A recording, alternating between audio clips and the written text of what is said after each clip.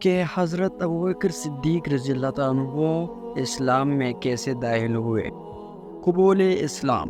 حضرت ابوبکر صدیق رضی اللہ تعالیٰ عنہ پیشے کے لحاظ سے کپڑے کے تاجر تھے اور مالک ملک شام اور ملک یمن میں تجارت کی غرض سے تشریف لے جایا کرتے تھے۔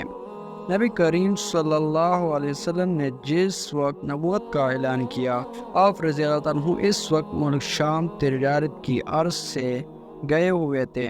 آپ رضی اللہ عنہ جب واپس آئے تو آپ رضی اللہ تعالیٰ عنہ کو نبی کریم صلی اللہ علیہ وسلم کے اعلان نبوت کے بارے میں معلوم ہوا۔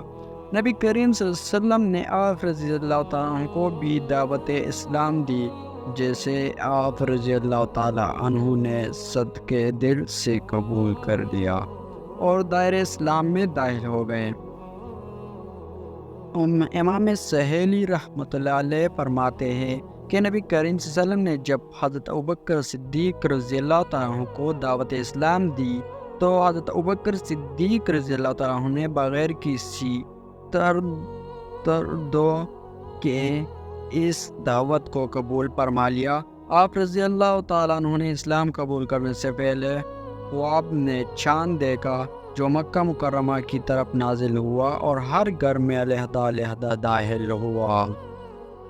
وہ چاند جس گھر میں بھی داخل ہوا وہاں نور چمک اٹھا، پھر وہ چاند میرے گھر میں داخل ہوا اور میری گود میں جمع ہو گیا۔ آپ رضی اللہ عنہ نے جب اپنے اس خواب کی تعبیر چند اہل کتاب سے معلوم کی تو انہوں نے بتایا کہ جس نبی کا انتظار تھا اس کی آمد ہو چکی ہے اور تم اس نبی کے دامن سے وابستہ ہوگے اور تمام لوگوں سے زیادہ سعادت مند ہوگے۔ حضرت ابوبکر صدیق رضی اللہ تعالیٰ عنہ فرماتے ہیں کہ میں خانہ کعبہ کے صحن میں تشریف فرماتا، زید بن عمرو بھی میرے ہمراہ تھا۔ اس دوران امیہ بن ابی سلوت جو کہ شاعر تھا وہاں سے گزرا اور اس نے زید سے کہا، خیر کے متلاشی تم کیسے ہو؟ زید نے جواب دیا، خیریت سے ہو۔ امیہ بن ابی سلوت نے پوچھا، کیا تم نے پا لیا ہے؟ زید نے کہا نہیں۔ تب امیہ بن ابی سلوت نے یہ شعر پڑھا جس کا مفہوم تھا کہ قیامت کے دن سارے دین مٹ جائیں گے اور صرف ایک دین باقی رہ جائے گا جس کا فیصلہ اللہ عز الجلال فرمائے گا۔ پھر امیہ بن ابی سلوت نے کہا، جس کا تمہیں انتظار ہے وہ ہم میں سے ہوگا یا پھر اہل فلسطین میں سے ہوگا۔ حضرت ابوبکر صدیق رضی اللہ تعالیٰ عنہ فرماتے ہیں کہ امیہ بن ابی سلوت کی بات سن کر میں ورقہ بن نوفل کے پاس گیا، جنہوں نے مجھے کہا، ہاں بھتیجے، ایک نبی کا انتظار تو ہے اور اہل کتاب اور علماء کا اصرار ہے کہ وہ شخص ملک عرب کی بہترین نسل میں سے ہوگا۔ تہذیب تاریخ ابن عساکر میں منقول ہے کہ حضرت ابوبکر صدیق رضی اللہ تعالیٰ عنہ نبی کریم صلی اللہ علیہ وسلم سے پہلے ملک یمن تجارت کی غرض سے گئے۔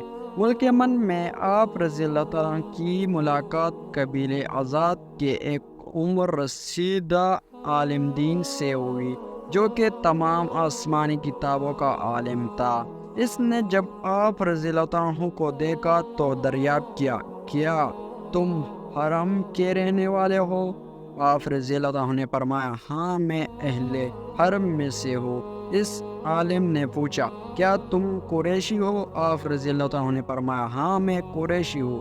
اس عالم نے پوچھا، کیا تم تیمی ہو؟ یعنی بنو تیم سے تمہارا تعلق ہے؟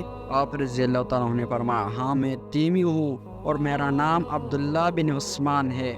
اس عالم نے آپ رضی اللہ عنہ سے فرمایا، تم ایک نبی کے ساتھی بنو گے جو عنقریب ماس ہونے والا ہے۔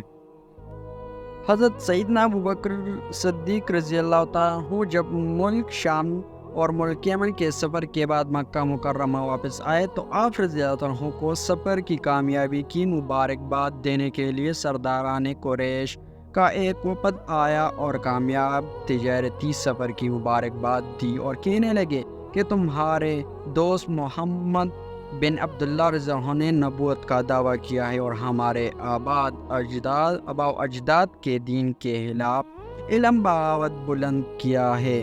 ہم تمہارے ہی انتظار میں تھے کہ تم آؤ اور تمہارے تمام معاملہ اپنے ہاتھوں میں لو۔ حضرت ابوبکر صدیق رضی اللہ تعالیٰ عنہ اسی وقت نبی کریم صلی اللہ علیہ وسلم کے گھر تشریف لے گئے اور نبی کریم صلی اللہ علیہ وسلم سے باہر آنے کی درخواست کی۔ نبی کریم صلی اللہ علیہ وسلم نے باہر تشریف لائے تو آپ رضی اللہ تعالیٰ عنہ نے عرض کیا، اے ابو القاسم، آپ صلی اللہ علیہ وسلم کے متعلق مجھے خبر پہنچی ہے کہ آپ صلی اللہ علیہ وسلم لوگوں کو خدا کی عبادت کی دعوت دے رہے ہیں اور نبی برحق ہونے کا دعویٰ کرتے ہیں۔ نبی کریم صلی اللہ علیہ وسلم نے فرمایا، ہاں ابو بکر، میرے پروردگار نے مجھے ایک خاص مقصد کے لیے لیس فرمایا ہے، اور وہ مقصد یہ ہے کہ میں لوگوں کو خدا واحد کی عبادت کی تلقین کروں، انہیں برے کاموں سے روکوں اور ان تک اللہ تعالیٰ کا پیغام پہنچاؤ۔ حضرت ابوبکر صدیق رضی اللہ تعالیٰ عنہ نے آپ صلی اللہ علیہ وسلم کی باتیں سن کر فرمایا، بے شک آپ صلی اللہ علیہ وسلم جھوٹ نہیں بولتے، آپ صلی اللہ علیہ وسلم ہی اس منصب اعلیٰ کے اہل ہے، آپ صلی اللہ علیہ وسلم امانت دار ہے اور صلح رحمی کرتے ہیں، آپ صلی اللہ علیہ وسلم اچھے کام کرتے ہیں اور دوسروں کو بھی اچھے کام کرنے کی تلقین کرتے ہیں۔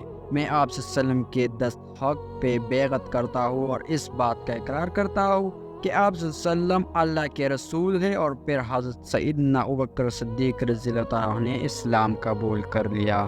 حضرت ابوبکر صدیق رضی اللہ عنہ کے قبول اسلام کے بارے میں ایک روایت یہ بھی منقول ہے کہ آپ رضی اللہ تعالیٰ عنہ نے نبی کریم صلی اللہ علیہ وسلم سے ان کے دعوے نبوت کی دلیل مانگی تو نبی کریم صلی اللہ علیہ وسلم نے فرمایا، تو نے ملک شام میں ایک خواب دیکھا تھا جس کی تعبیر بھی تو نے معلوم کی تھی، پھر تو ملک یمن میں ایک عالم سے ملا تھا جس نے تجھے خبر دی تھی۔ حضرت ابوبکر صدیق رضی اللہ عنہ نے جب یہ باتیں سنی تو حیرانگی سے دریافت کیا کہ آپ صلی اللہ علیہ وسلم کو ان تمام باتوں کی خبر کس نے دی؟